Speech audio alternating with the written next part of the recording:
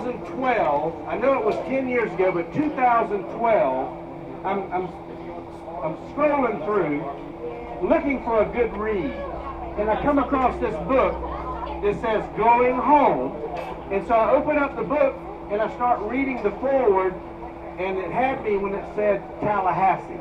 When it was based in Florida, and I'm like, I'm going to buy and read this book. And it was by a guy named Angry American.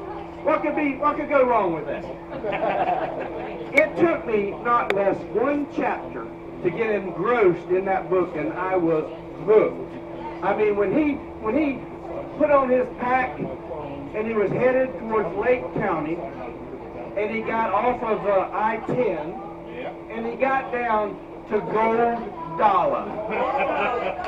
Gold Dollar. And he got to Gold Dollar and Silver Dollar, and he left there within 24 hours of the lights going out. The world got hairy.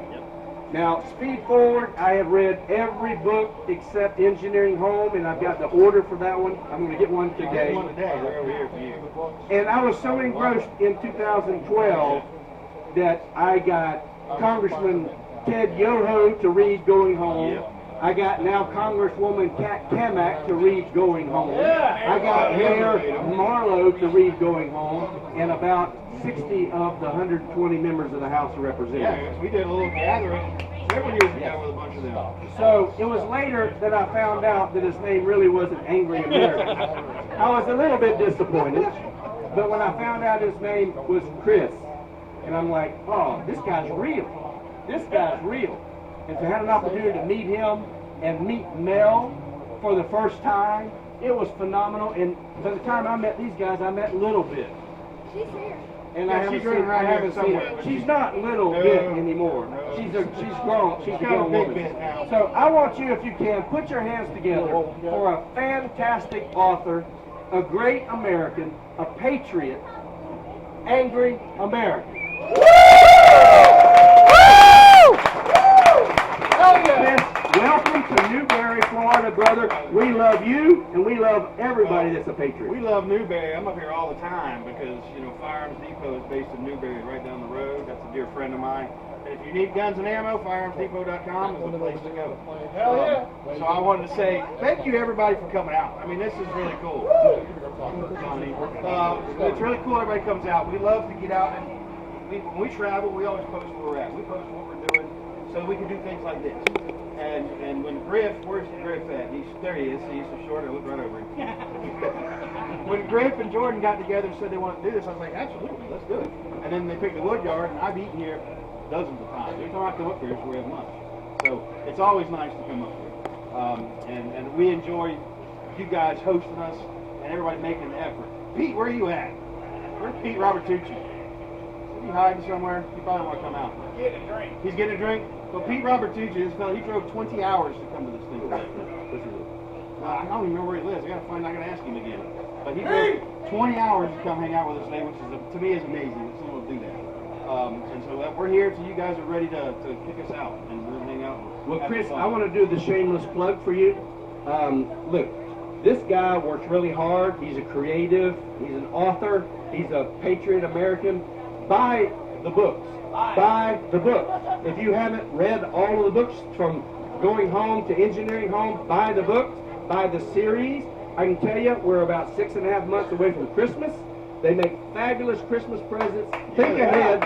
Get somebody in your family or some friend, and Chris will autograph the books for you. They will make a fabulous Christmas present. And he's got some other things here that are for sale. That's branded with one of the coolest, most iconic logos. And when you see it, you'll have to have one. So, Chris, did you bring enough for everybody? Well, I don't know. We brought what we had. So my good buddy Derek over here is the guy that does all the laser engraving, and we've been working on this for a little while. So we brought a bunch of stuff with us.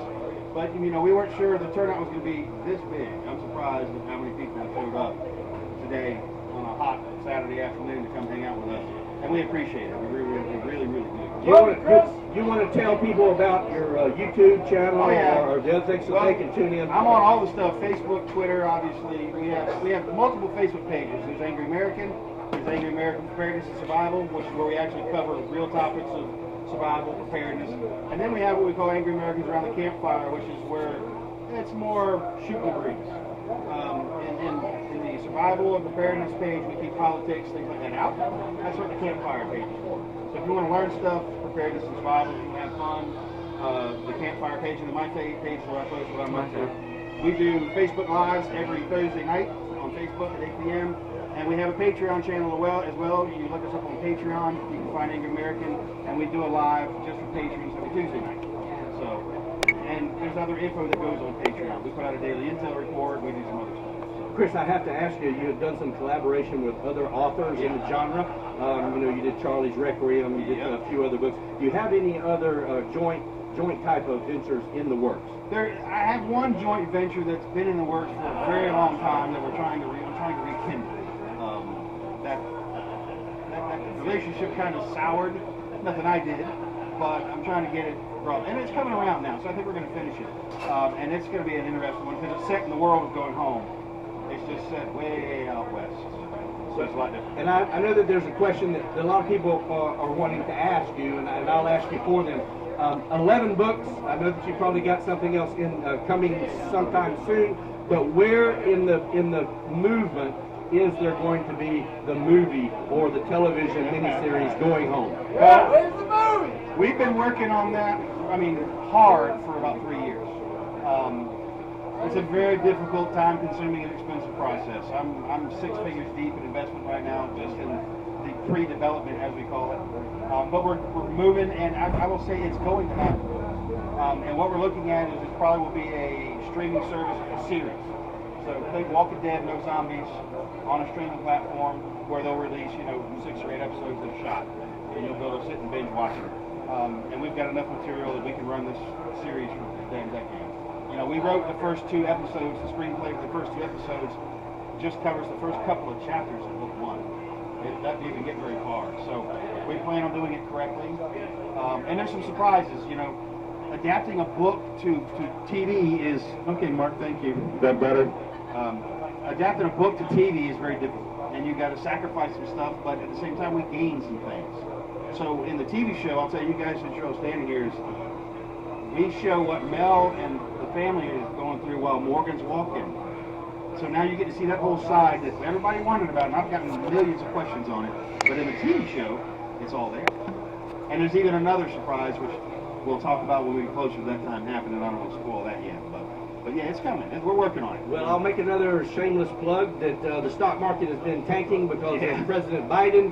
But if you have some money, you might want to consider investing with Chris and with the Angry Americans mini-series, because that is a way better investment than the current stock market. Yeah, we're going to get it done. Getting on Hollywood is unpleasant, to say the very least. It's awful, actually. So we've been looking for the right people in Hollywood, and I've been to LA, I think 6 times. I've walked out of every meeting I've been in out there. Literally just stood up and said, we're done, and walked out of the rooms. So we're looking for the right people that have the right vision, which is my vision, to do it my way, and then we'll get moving. And we're getting close. We're getting very close right now. Well, let me ask you a question. On the Going Home series, the very first, time when the lights went out. Yeah. Tell us, if you would, what was the inspiration? What was the very first inspiration that you had to create the whole idea of the EMP blast, using some of your real life in that fiction and to tell that story? Well, I'll give you guys the story of how the books even began. A lot of people have no idea. So this one works if I hold it right. I'm just getting farther and farther. So I wrote Going Home on a survival board, a survival forum for my own entertainment. It was just for shits and giggles for me. At the time, I worked on the road. I did security systems in jails and prisons, and I traveled all over the country doing it. I'm not the kind of guy that sits in bars. I don't like to do that. I'll grab a bottle of whiskey and sit in a hotel room, though. And so one night I was reading stories on the fiction section of the forum, and I was like, these are all kind of okay, but they're missing something for me. And I just thought, what the hell, I'm going to write one. It was 11:30 at night. I remember that night very specifically. I just started writing. What am I going to do it on? I'm like, I'm making an EMP because that's as bad as it gets. And I like just played it through my head. I'm like, well, I just drove back from Thomasville that day. I had drove from Thomasville, Georgia, down 19 into Lake County to go home. And I'm like, well, that's the route what this guy's gonna be on. I'm gonna make him walk home because, you know. So it was a lot of wargaming for me of like, what would I do if I was that far away from home and something happened? I needed to get back. So a lot of it was like my thought process of how I would get home and how I'd go about it. And that's how the book started. I wrote that first piece that first night. I posted it. I went to bed. I didn't think nothing of it. I'm driving to work the next day. I'm sitting at the red light. I take my BlackBerry out. That dates this, doesn't it? When I take my BlackBerry out. I take my BlackBerry out and I look at the forum, and there's just dozens of responses. It was very popular immediately. And it turned into a thing. It developed a community online. We ended up taking over the forum. The forum owner hated me because I had the most viewed post on his forum. I brought more people to his forum, but they only wanted to read this story and interact. And they actually gave us our own section with a separate password. You had to get permission to even enter this thing to read it. But writing it in that manner, where I was getting instant feedback from readers and always knew what they thought, I was always able to catch them off guard. And it was a very interesting experience, you know, because I'm reading the comments, this is going to happen next, that's what's going to happen. And I was like, oh, no, it ain't neither. Oh, no, it ain't. And so I would write it differently. And when it finished, you know, a lot of people there were like, you need to publish these, you know, these are great. You know, I'm like, I'm no writer. I'm not going to publish these. Nobody's going to pay money for this garbage.